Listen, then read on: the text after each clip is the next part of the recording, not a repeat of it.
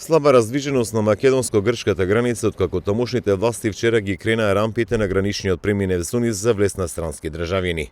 Денеска до пладне околу 500 домашни странски патници излегле од државата и се упатиле кон евзони. Оние што успеавме да ги анкетираме на преминот Богородица, велат дека знаат кои се услови се потребни за влез во Грција. Треба ПЛФ и треба Треба да се пополни ПЛФ пријава и треба потврда од ревакцинација. Ние со сопругата сме вакцинирани 2 пати. Одиме на викенд во Певкохори. Певкохори. Да, значи со негативен ПСР тест и формуларот од travel.gov.gr да го пополниме и тоа. Се пријавивте на Да, од вчера. или на викенд како? На викенд малце да прошетаме така. Колку дена? Па 3-4 дена, викендот толку е. Граничниот преминев зони ќе биде отворен од 6 до 22 часот по македонско време.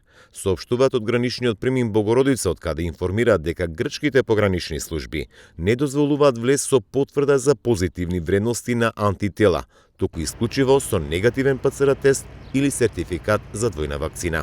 Не е точна оваа информација. Еве до граѓаните апелираме да доаѓаат со ПСР тестови или со сертификати за примена 2 дози од вакцината.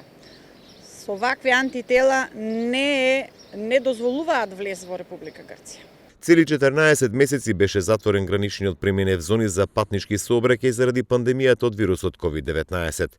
Вчера попладне за прв пат го отворија за влез на странски државјани заради стартот на летната туристичка сезона, при што секој ќе мора најпрво да се пријави и да го исполни еден од двата услова за престој во Грција. Втор ден од отварањето на граничниот преминев зони, слаба раздвиженост на патнички моторни возила на македонско-грчката граница. Протоколот на грчките власти за влез во оваа држава ќе важи до 24 мај.